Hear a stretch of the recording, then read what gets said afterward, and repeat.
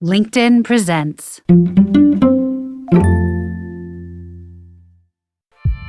I'm Rufus Griscom, and this is The Next Big Idea. Today, what journalist Jessi Hempel learned when her whole family came out.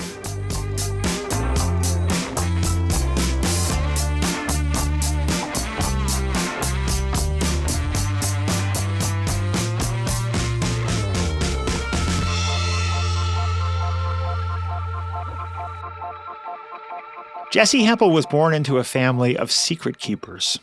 Her father, the son of a minister who'd gone to law school and then to work for a Fortune 500 company, was, unbeknownst to his wife and children, gay. Her mother, a tireless and sometimes erratic homemaker, had at one time been romantically linked to an alleged serial killer, a traumatic adolescent relationship she'd kept hidden from her family. They stuffed some aspects of themselves so deeply away, Jessi says of her parents, that they didn't understand they were hurting themselves. Or for that matter, their children, modeling a kind of shamefaced distance that their kids learned to adopt. Jessi and her siblings became secret keepers too. Jessi hid that she was a lesbian, her sister concealed that she was bisexual, and her brother buried the truth that he was transgender. For decades, that's how the Hempel family got along, everyone keeping big things from everyone else. But then, in the span of a few years, everything changed. They all came out. The story of that family outing, to borrow the title of Jessi's recent memoir, is moving, heartbreaking, and ultimately hopeful. The way Jessi sees it, we all should consider coming out. Not about our sexuality necessarily. For her, the idea of coming out is more expansive. We all have parts of ourselves, big or small, that we keep hidden from view. What would happen if we summoned the courage to share those parts with the people closest to us? What would it be like if we all lived the most authentic versions of ourselves? Jessi has written for Wired, Fortune, and Time. She's currently a senior editor-at-large at LinkedIn and host of the award-winning podcast Hello Monday. She spoke with my colleague Michael Kavnat about family, memory, regret, and acceptance. Their conversation first appeared in a slightly different form on the show Michael hosts, The Next Big Idea Daily. You'll notice that they make a few references to Jessi's Book Bite. That's the 15-minute audio summary of the family outing she created for the Next Big Idea app. It contains the book's 5 big ideas, and you can listen to it by downloading our app in your app store. Let's take a short break, and when we come back, we'll hear Michael's conversation with Jessi Hempel.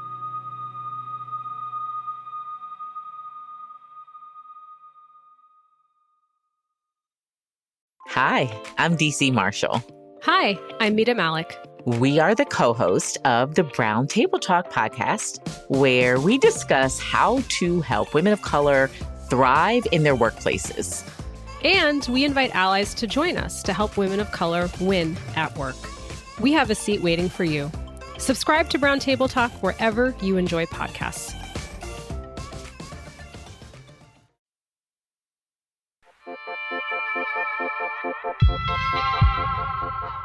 I've been ingesting your book over the last few days, really enjoying it and finding it much more applicable to my own life than I might have initially thought when I went to pick it up.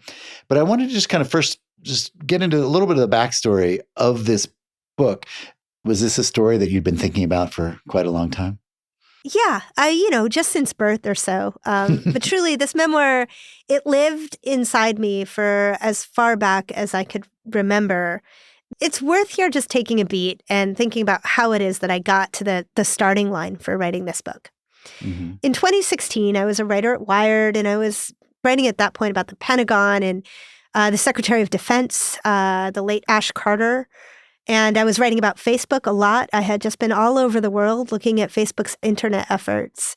And my brother called me, and he told me 2 things. He told me, hey, I'm pregnant. At which point I panicked because my brother is transgender and he was carrying the baby. And I panicked not because I thought there was a problem with that. In fact, I was really excited for him, but because I was immediately scared about the way that the rest of the world would react to that. And then he got to the second thing. He said, not only am I pregnant, but I'm thinking about working with a film crew out of LA to do a reality television show about my pregnancy. Oh my God. I said, "Brother, that is a terrible idea. Do you know these people? What do you know about these people? Do you know media? Media can be scary. I work in media. You should really know these people."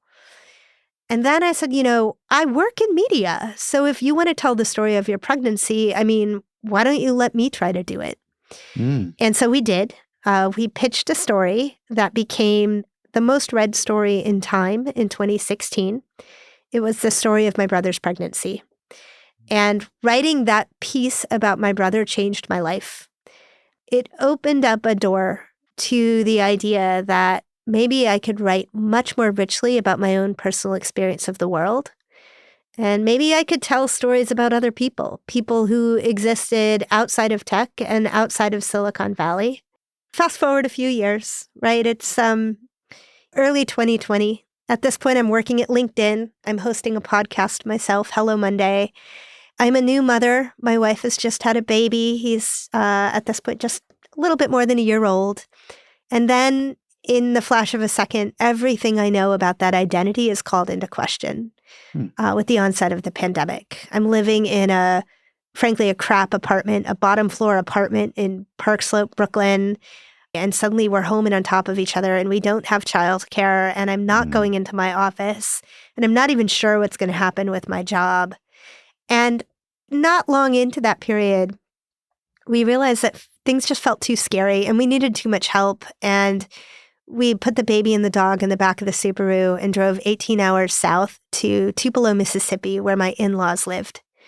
And suddenly I was still nominally employed for a tech company, but no longer a New Yorker and no longer somebody who went to work every day and no longer somebody who had a thriving social life. In effect, I didn't know who I was. Everything was up for review. I was mostly just depressed. And in this really quiet window of my life, the people that I ended up speaking to almost every day were my family members. It was my brother and my sister and my mother and my father. And that was kind of weird because if you had known us growing up, you would never think that we would be a family that would end up being close or even on speaking terms. And I got lost in the question, what happened to us that somehow over the course of our adulthood, we went from feeling very distant and frankly very broken by the very notion of our family to feeling, I don't think it's an exaggeration to say, feeling close. And I came to the thought that actually it has a lot to do with coming out. Coming out is something that all 5 of us did in one way or another.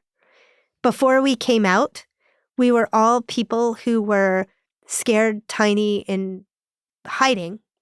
But the process of that work undertaken by each of us separately unlocked something. And the thing it unlocked allowed us to emerge as people who could know each other and ourselves.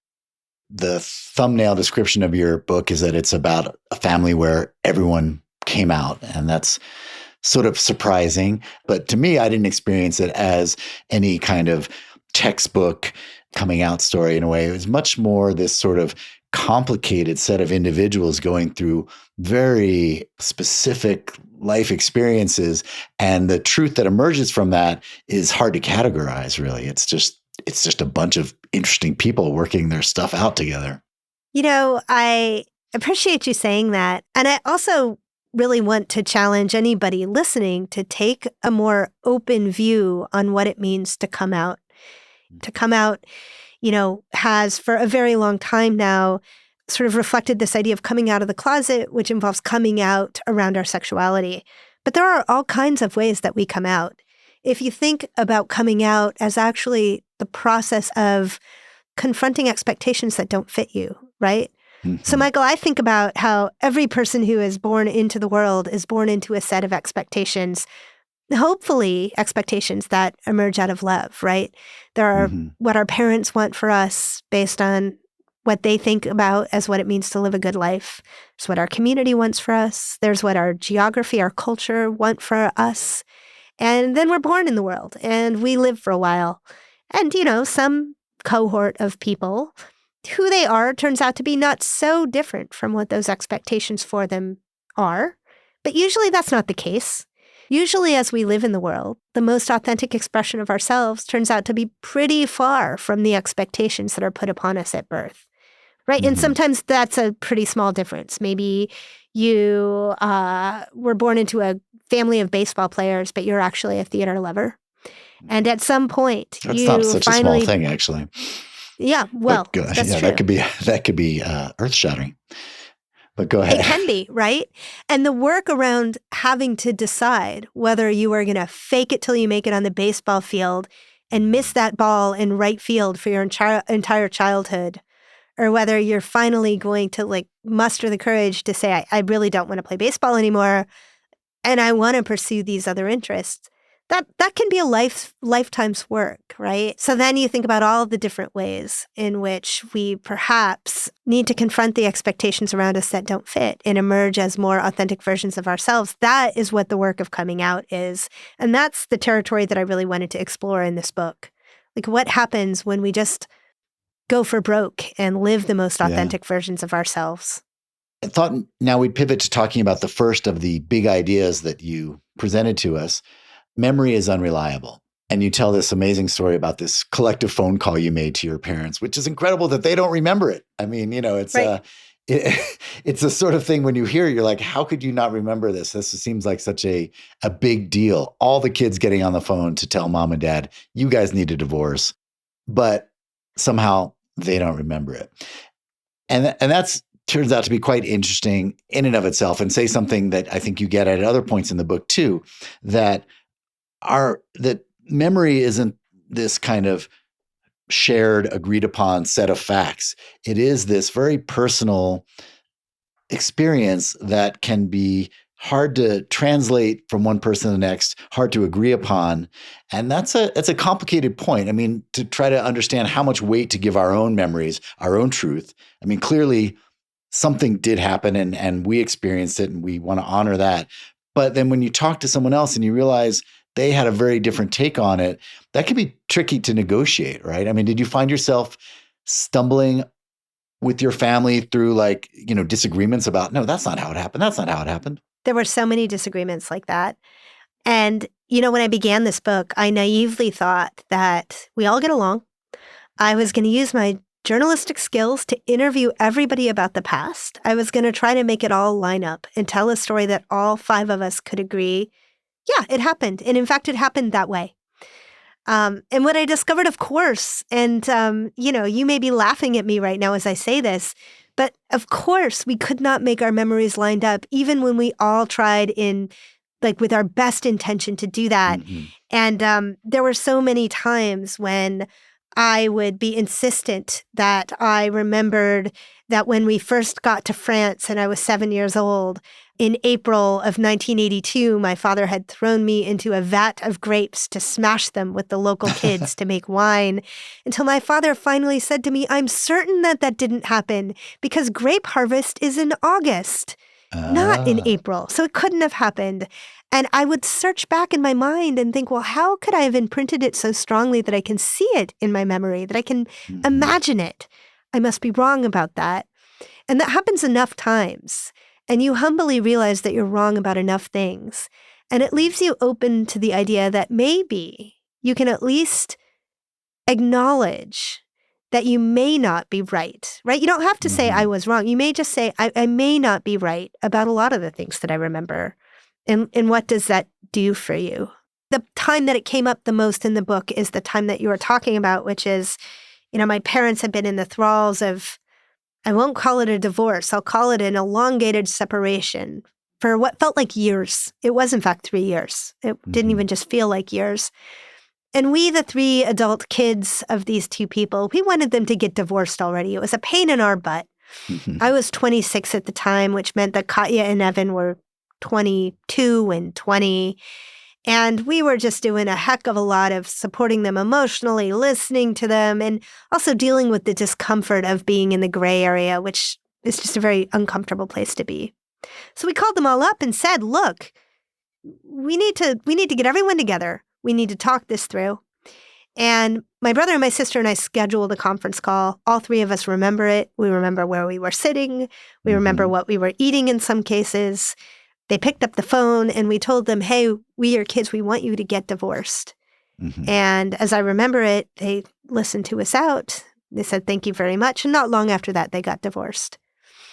All these years, I actually thought that that call was formative in their decision to divorce. But when I spoke to them for the memoir and I interviewed them and I asked each of them separately about it, neither of them had any recollection of this conversation. That's In amazing. fact, my dad said it definitely didn't happen. Mm-hmm. It is amazing that, our memories really consist of those events that have some sort of emotional valence for us, that really register with us, which is not the same as the set of events that occurred. So it does make you think like, how many of my memories are sort of distorted by my own agenda, my own intentions, and really don't square up with other people's memories, much less do they square up with, what really happened. It's a slippery question. They also change over time. Yes. Even if my memories are accurate in terms of events, I layer on my own meaning according to what's going on around me in the now, in the present, and what I'm looking to take from those events in the present. Yeah, I mean, you made me reflect on, I have had a few disputes over my life where just the other person, I couldn't agree on what had happened. And my instinct is they're just wrong. Like, I have this memory. I know that I'm right, but we couldn't get past it. And I wonder, with this realization that memories are individual like this and they're mutable over time, does that change how you relate to people now? Does it give you a sort of different perspective on your present tense life in a way? Like, what memories are you laying down right now and what's going to be wrong about them later? I think it introduces an opportunity for grace, right?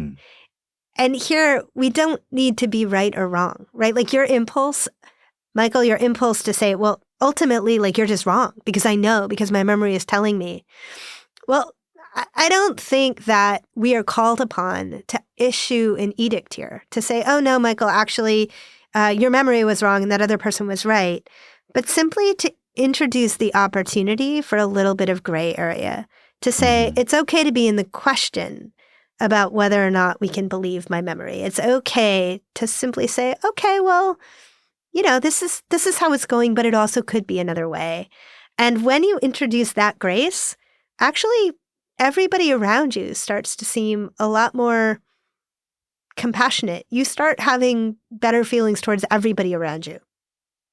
Let's go ahead and talk about the second big idea, which you gave us, which is when someone tells you who they are, listen. Your brother, Evan, when he called to tell you to come out to you as trans, you didn't react in the way that you wish you had. That is an understatement. What do you think you did wrong in that moment? I think that whenever anybody is close to us and they reveal something about themselves that causes us to understand them differently, it's somewhat terrifying. And when I say terrifying, I mean existentially terrifying. Our first reaction is actually to try to take care of ourselves, and we grow defensive. And so often, rather than open up to whatever they've shared, we try to shut it down. And so in the case when my brother came out, at that point, I was already out myself. I had been out for 6 years. I was a progressive person. At least I fancied myself to be. I was very comfortable with the idea of someone being transgender. And my first response to Evan when he called me on the phone and said, next week when I come to your master's graduation, I would like to go by the name Evan, and I'm a boy. I said, oh, no, you're not, Evan. What are you talking about? Implying I know you better than you know yourself, implying your truth is not as true as my truth, my truth about you.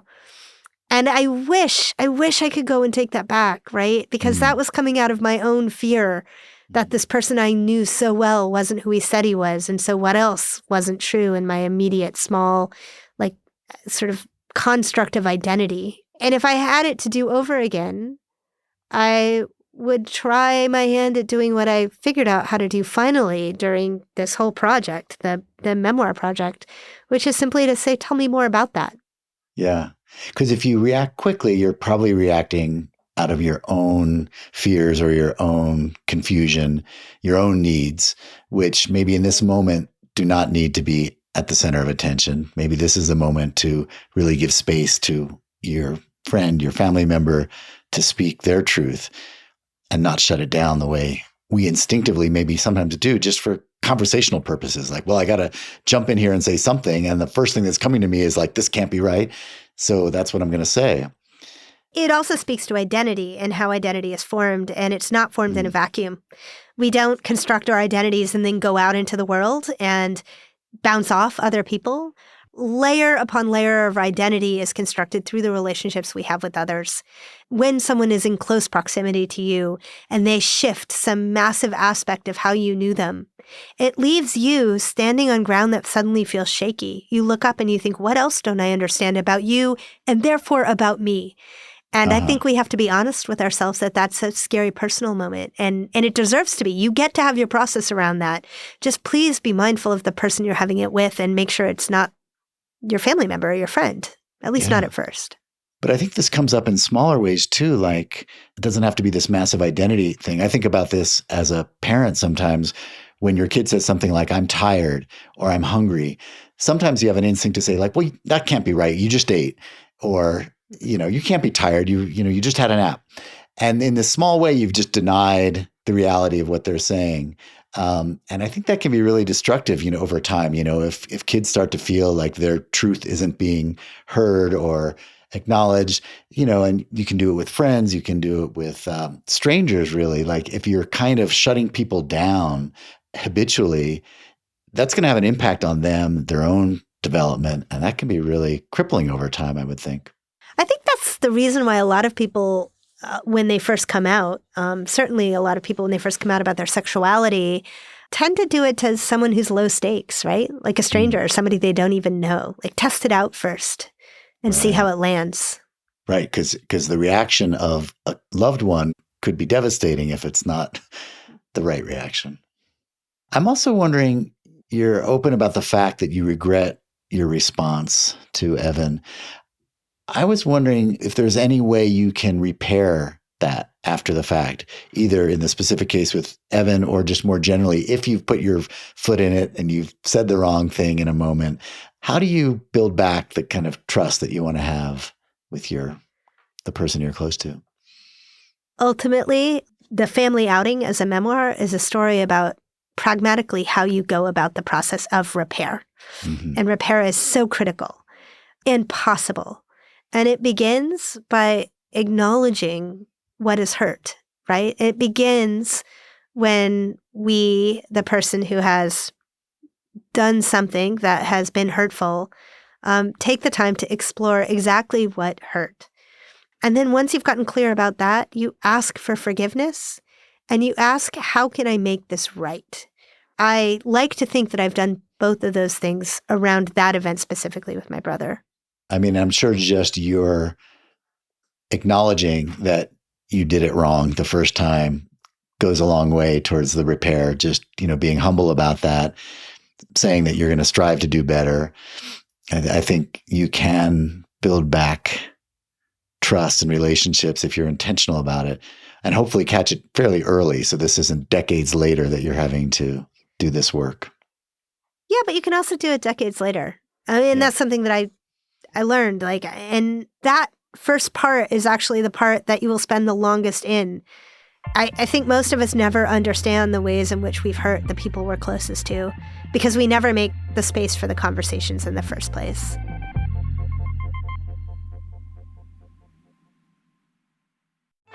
The Anxious Achiever is the podcast about your mental health and your work, where leaders from top companies, entrepreneurs, athletes, celebrities, and leading experts share how they've managed through anxiety, depression, and other mental health challenges, and how they've become better leaders in the process.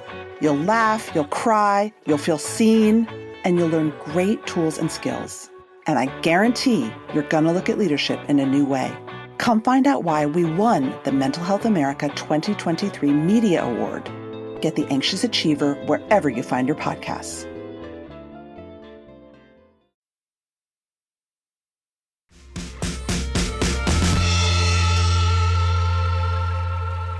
Your next big idea is to center other people's experiences. I was really struck by the section in which you wrestle with the question of how to refer to your trans brother when you're talking in the past tense about your childhood. He, Evan, said, well, call me Evan. That's my name. And I'm a he and I'm your brother. And you wanted to honor that, I think, legitimately. But you also wanted to honor your own memory and experience of having a sister with a different name. And to tell the story with those pronouns and that name was something you had to work at, I think, a little bit. But then you came to like a really cool place with it. Can you tell me how that worked out for you? Yeah, that was very confusing. And I think anybody who has been the parent or sibling of a trans person might relate to this. I love and accept my brother for who he is, I would tell you. But then when it came time to try to write about who he was, fully 50% of my book happens when he had not yet made the transition. Mm-hmm. And so were you, as any old person, to stumble upon him during that part of his life, you would have known him by a different name and by a different gender. And so when I was first trying to figure out what to do about this in terms of writing, I called him up and I was like, Evan, what do I do about this? This is so confusing to me. I understand that you're telling me that you are my brother, and also I'm the narrator and I remember you as my little sister. And he said, well, this isn't confusing. I'm telling you who I am. Just write about me as who I am. And I stopped short. I was like, I don't get it. Like, what do you mean? And he said, well, I'm telling you who I am. Write everything you're writing, write about me honestly, but center my experience. I'm asking you to portray me as who I am. I am your brother. I am Evan. And I didn't really understand it, Michael. And I hung up the phone and scratched my head and thought, well, I've got a year and a half before I have to turn this thing in. I'll at least try it that way. And so I wrote the same stories I was going to write and include. And when I wrote about them, I gendered my brother he, and I used the name that he gave himself. And as I did that, I began to understand and know my brother for the first time in ways that I really hadn't before. And what I take from that, Michael, is this idea that when you center other people's experience truly, and when you make an effort to do that, you can see them more richly and understand them better. And it's not as complicated as it sounds. This idea of centering other people's experience, obviously great advice for writers and a great way for you to go back in time and connect with your family of origin. But I wonder if you're able to use this in any way with your current family. You have a wife and two little kids. Is that right? I think a lot about that because I know inevitably that when you ask them this question in years to come, they will all tell you that I have failed them in any number of ways. Inevitably, because that's how life works. And yet the aspiration is entirely worthy. I think about that all the time. At this point, they are so young. Again, my son is 4, my daughter is 1, that it almost doesn't quite apply to center myself in my 4-year-old's experience. Usually leaves me grumpy and hungry and focused on the lollipop that I wouldn't give him. Right. But it really does apply when it comes to my relationship with my wife. I would tell you, and I hope that she would tell you that I think we have a very strong marriage. And it has taken a lot of work for that marriage to be so strong. And a lot of that work has come from therapy. We did several years of great therapy, not when we were in crisis, but when we were in that moment where we were trying to decide whether this was a relationship that was going to carry us through life. And the point and the goal of the therapy was to help us learn how to listen well to each other and to learn where we were different and what we needed. In other words, for each of us to learn to center the other person's experience. Wow. Good advice. I'm gonna have to try that. Let's talk about your next big idea, which is show up. Kind of a simple idea in a way. And well, I'll just share, first of all, this resonated with me because it's something that I've had to learn. And one of my nagging regrets is I had this friend who was sick in London and I wanted to go visit her, but I let the price of the plane ticket kind of delay me. And I kept trying to find a way to get my work to cover the flight because, I could possibly get some work in London. And I spent, I don't know, 4 weeks, 6 weeks trying to kind of finagle it. During that time, she passed away. And it was a real gut punch. And I hadn't realized how close to passing away she was. And this remains one of my biggest regrets and something that I've had to process. And I've really tried to take this lesson of like not letting the price of a plane ticket stop me from being there for someone. But sometimes it takes a while to get there. And I think that it's part of maturing, right? Because when you're immature, it's hard to look past your own needs and your own limitations. And frankly, you might not have the resources to show up as much as you would like. But I think with time and with going through some of the processes like you have with your family, like you realize the simple value of just your presence and just being with people. You don't have to do it perfectly. You don't have to kind of, make everything work out for them, but just showing up is a pretty powerful thing to do. That story you tell resonates, Michael. I think we all have some story like that in our life. The person we didn't get to say goodbye to, the way that we weren't able to be present in a way we might have liked to. And we had a similar story like that I shared in the book about my mother discovering that her sister had died. This was a sister that at that point in our family we did not get along well with. My mother was not somebody at that point in my life I got along well with. It was going to be expensive to get there. It was going to cost $500, which Michael, the 30-year-old version of me, did not have definitively. I would just have to miss work. And my stepfather, Ron, who was sick himself and older and just wise beyond his years, he said, no, you just show up at your mom. You sit by your mother at her sister's funeral. This is not a debate about whether you should do. You just do that. And I did that. And I've never regretted that. And in fact, in our family, it's become a bit of a mantra. Like, what should I do here? Well, you sit next to your mother at her sister's funeral. So I guess I'll go do that thing. Mm-hmm. But I think it applies more broadly to like anytime something uncomfortable happens and we're faced with the question of how do I react? Do I take a step forward or do I take a step backward? I'll give you an example from work. A colleague of mine had a devastating loss, personal loss, and she'd lost a child. And around that time, I was talking to another colleague who was like, it's so awful what happened to her. I just am leaving her alone. And I think that life experience has told me that we are always caught in that question, like, do I say something or do I back off because I don't know the thing to say and it could be the wrong thing? And what if I just make everything worse, right? Mm-hmm. And I think that in life, you always say something. Even if you put your foot in your mouth, maybe there will be a moment in the future when you regret it, but probably not. But should you not say something, there will almost certainly be a moment in the future when you regret it.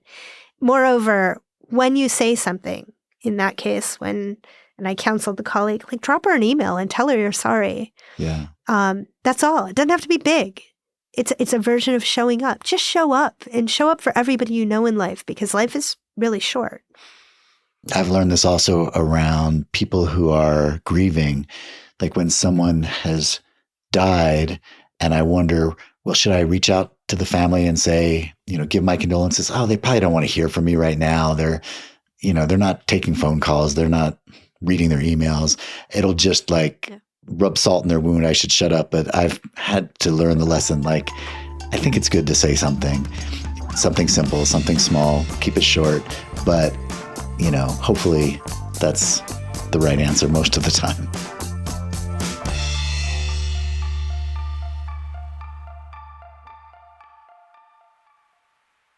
Hey folks, Rufus here. If you're a fan of our interviews with physicians, scientists, or entrepreneurs, then I have the perfect podcast recommendation for you, Raising Health. Previously called BioEats World, Raising Health comes from leading venture capital firm Andreessen Horowitz, A16Z.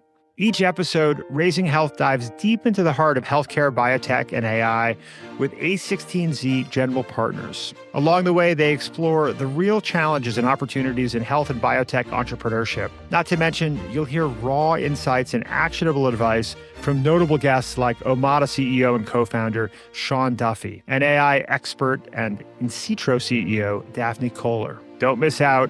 Follow Raising Health wherever you get your podcasts.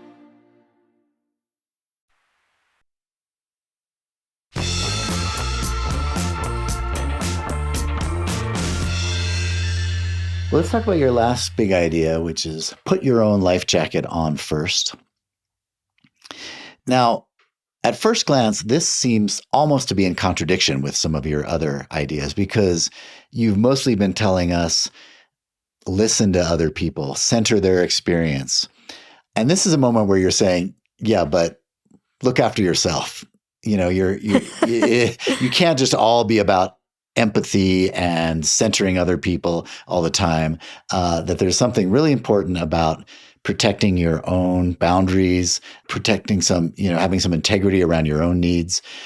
Tell me how that's played out for you in your family story, that how you've been able to maintain yourself at the same time trying to empathize and connect and be there for your family members.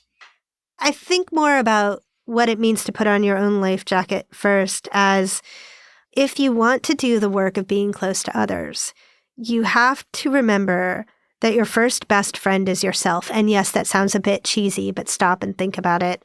Unless we're doing the great care involved in deeply understanding ourselves and being compassionate for ourselves and treating ourselves with respect and dignity and all the generosity that we would our closest, dearest friend in the world, we simply won't be capable of extending those traits to others.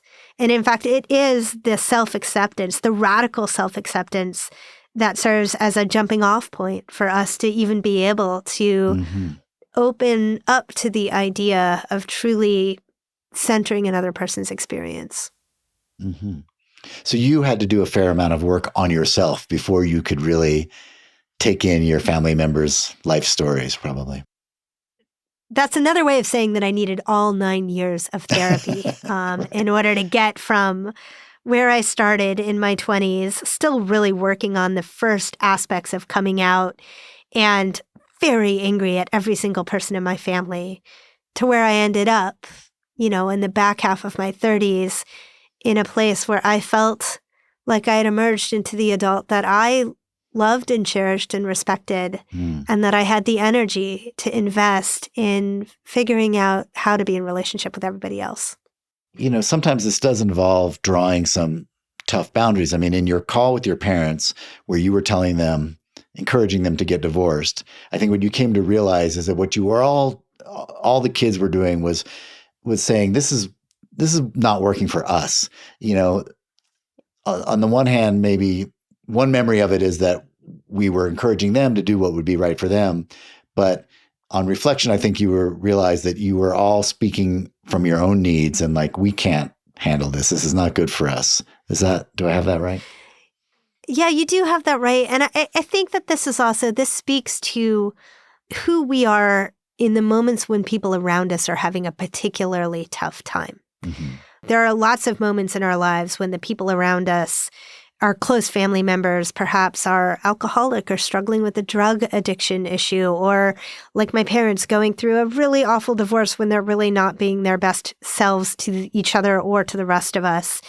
And in those moments, sometimes the very best thing you can do is take care of yourself enough and set enough boundaries with them that when and as they find their independent way to healing, you're not so angry at them and broken by them that you can't figure out how to make room to be close to them again.